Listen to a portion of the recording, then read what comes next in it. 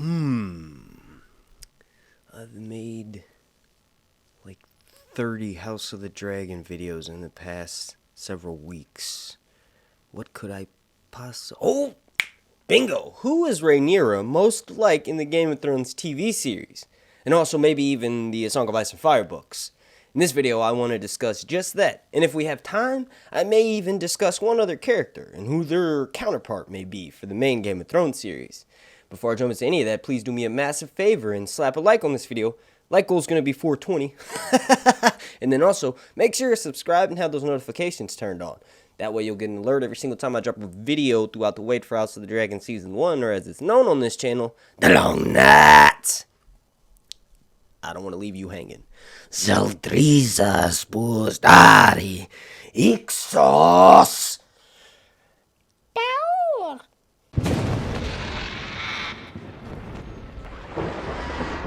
Now, to start off at the beginning, a lot of people watching this probably know who Rhaenyra is, so let me just give a brief explanation. Okay, in the main Game of Thrones series, the Targaryens, even though they don't have their dragons, are pretty much the realm's delight. Rhaegar is like basically Elvis at this time during the Song of Ice and Fire universe, and every single high lady or lord wants to either marry their daughter to him or, right. So, that's kind of what Rhaenyra is at this time. Like, even though Targaryens are in power, have been, and this is only 100 and some odd years from when Aegon first conquered Westeros, the fact that Rhaenyra is known as the Realm's Delight is like is something that's key and important to her character. Because she's not just like, the king's daughter. She's actually the Princess of Dragonstone. Which is kind of rare, because usually it's the Prince of Dragonstone, and anyone with that title is the next in line to the Iron Throne. So if something were to happen to King Viserys at this time, Rhaenyra would assume the role of queen. And honestly, if Viserys had died when Rhaenyra was still younger, like in her teens, it probably would have been a smoother transition of power, because Alicent wouldn't have had male heirs with Viserys that were old enough to put up a competition to Rhaenyra's claim, right?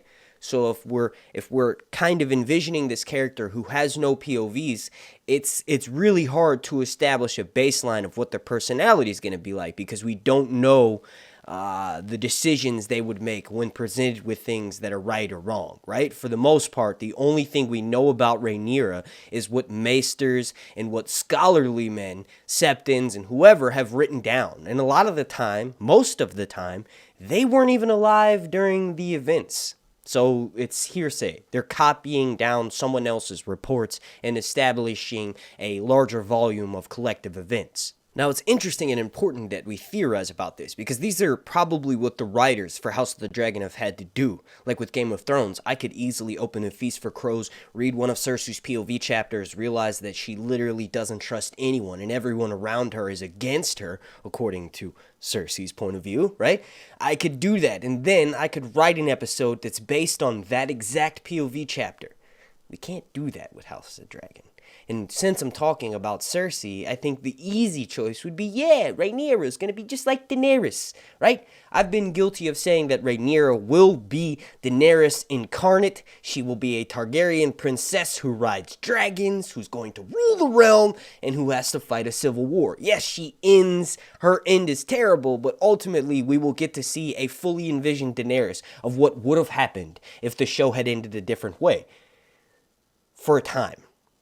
Like mainly the first season when they're doing the flashbacks. Because when Rhaenyra takes over King's Landing in House of the Dragon Season 3, she becomes Cersei. She doesn't trust anyone around her. She attempts to do things that could put Daemon in peril, right?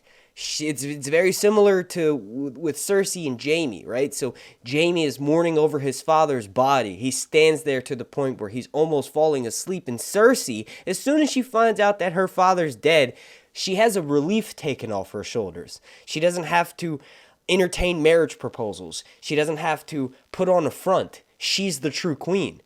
She's crazy. This is kind of what happens with Rhaenyra.